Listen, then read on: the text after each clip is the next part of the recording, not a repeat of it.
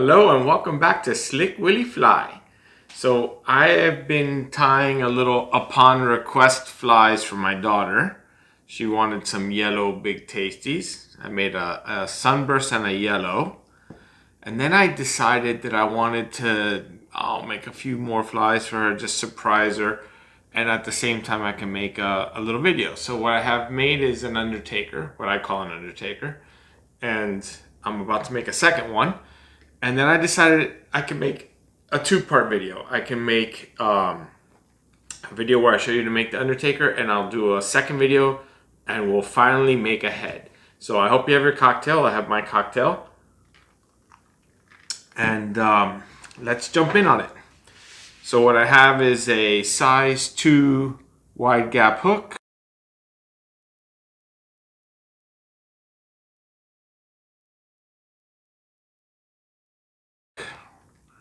And I'm gonna put just a little touch of zap on the hook. Just the littlest, that's enough right there. Actually, we'll put a little higher. Just to make sure that the material never spins. Excuse me.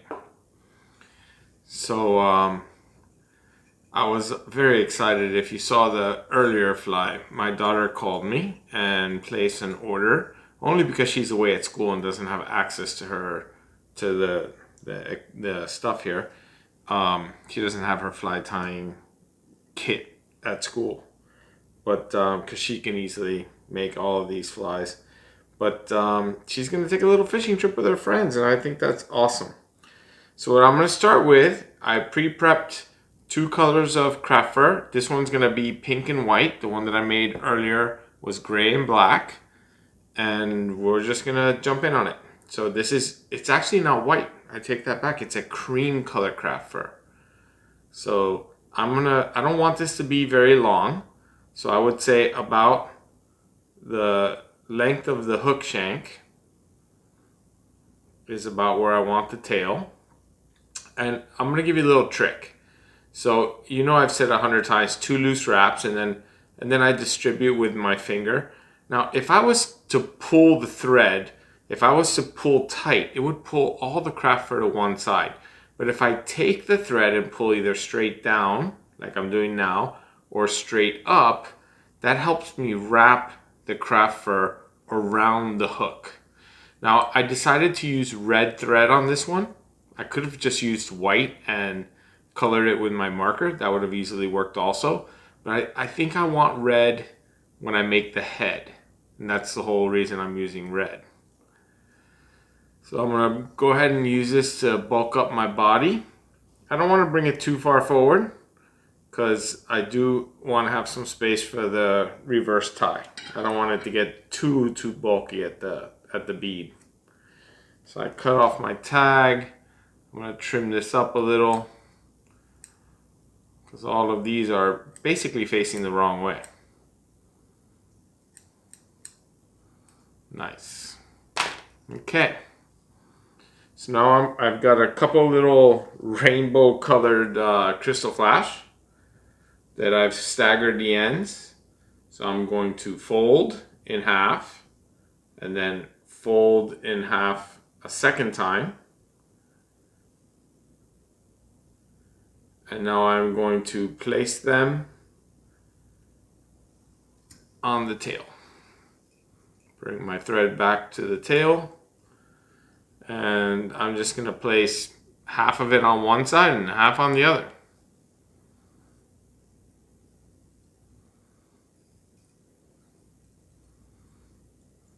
Ooh, gotta be careful you don't do what I just did. It's not a good idea to grab the hook point with your thread.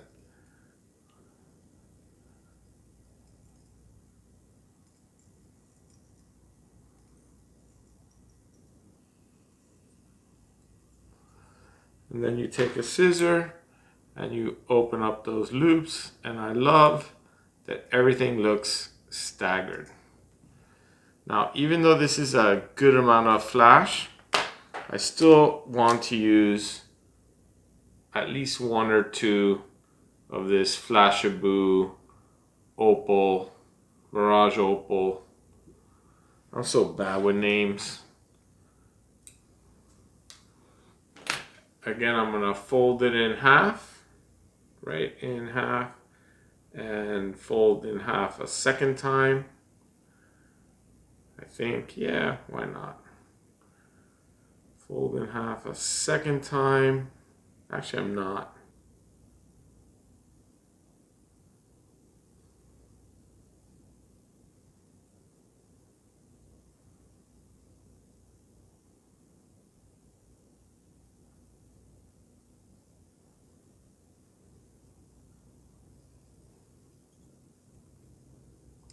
You know, by folding this flash in half and then bringing it over to the opposite side, that really locks it in. So when you get that vicious strike from a fish, it should survive. Okay, so now I know I have plenty of flash on there. So now I'm actually going to use a little bit more flash. This is a reverse tie, so I need to make a body. And for the body, I'm using Ripple Ice in this fire red. This is an awesome color. It's like a between red and orange. They're pretty straight fibers. I really like this Ripple Ice. And I'm going to take it, and I'm also going to fold this in half. And there's a reason I fold this in half. One, it's long enough that I can fold it in half. But it really makes it nice to lock in and work it up the shank of your hook like a body. So I think I mentioned that I have a size 2 streamer hook. And I might have forgot to mention that I have a 3.3 millimeter tungsten bead at the front of that streamer hook.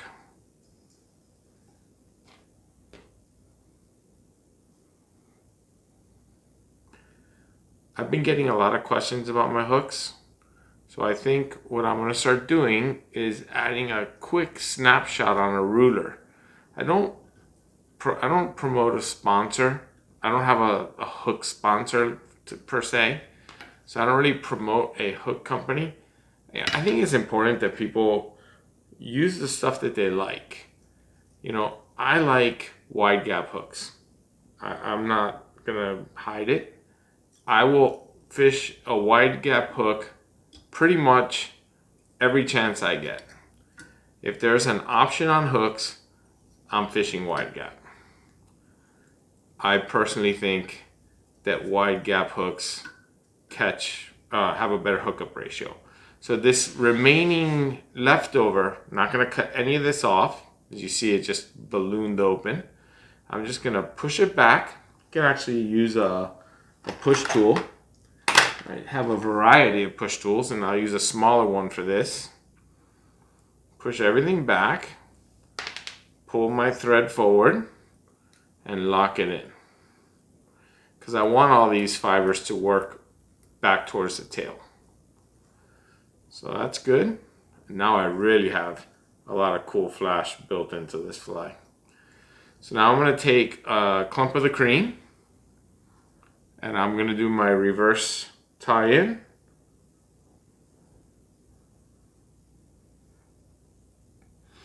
And you have to imagine the taper, so you don't, it's not going to be too awful long. That's about it right there.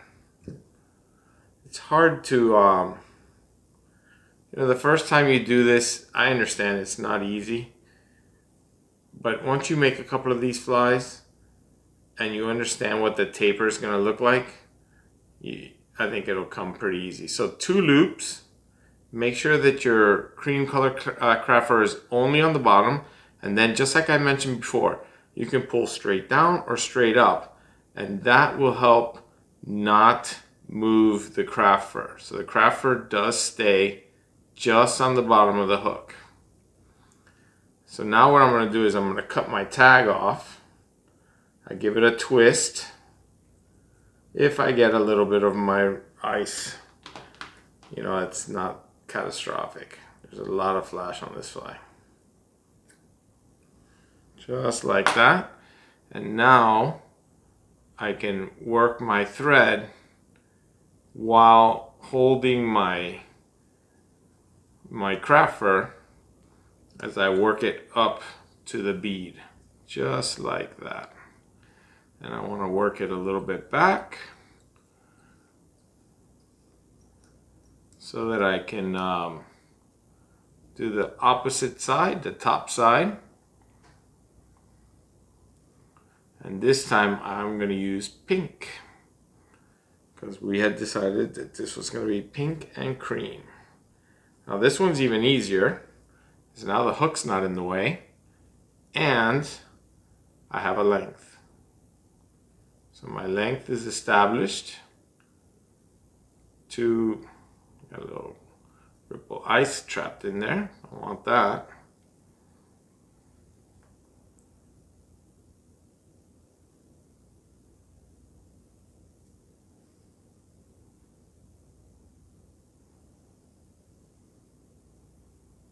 One, two, make sure that my pink is sitting right on top.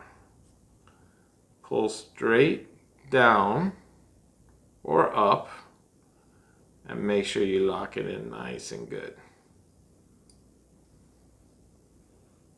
And I'm going to give this tag a little twist and cut off the excess. All right. So now, like all my other reverse ties, just got to make sure the thread goes all the way back, all the way hard against the back of the bead, which I am there. Grab my push tool.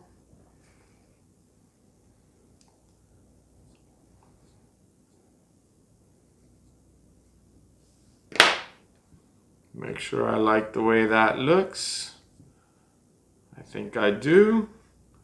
I like this so much. You can already see the red body. I think this is going to be a great fly. Remember to pull the thread forward, and now you make that wall behind the eye. I mean behind the crystal flash. So now what I'm going to do is I'm going to actually come back over the craft fur. Sorry. And I am going to just make a spot where basically I'm going to tie in the, I'm going to create the eyes and the UV resin head. I have these little feathers to attach to make it look a little bit more fishy. Do not want to miss that. So I'm putting one on each side.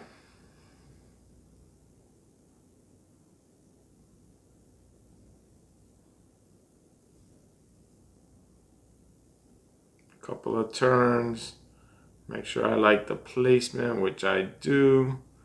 Pull it tight, lock it in, and I fold this little tag. Gives me a little bit easier to go in there and take it away. Now I'm going to do the opposite side.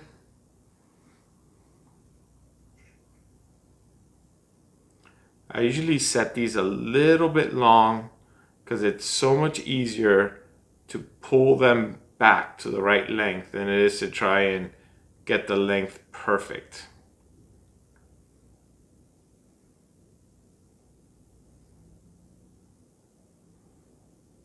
Couple of loose wraps. Now I can just adjust it. Check it out from the top.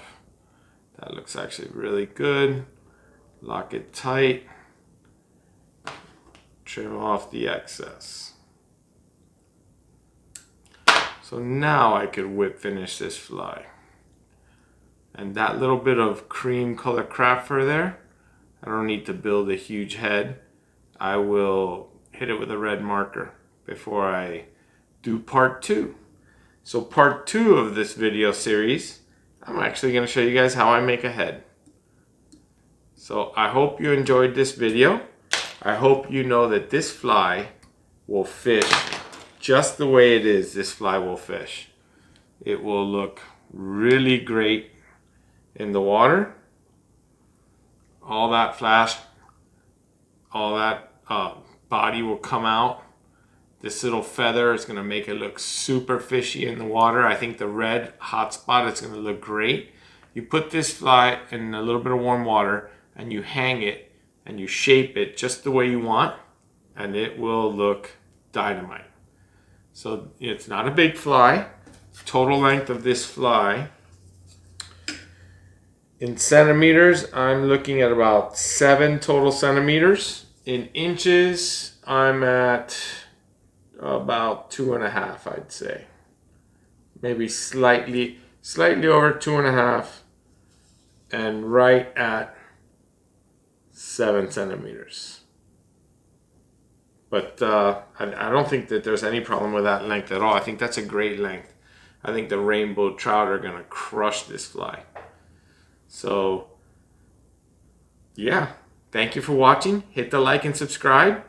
Hope you have a cocktail with me, and I will be right back with part 2. And part 2 is going to be the UV resin head. So thanks for watching.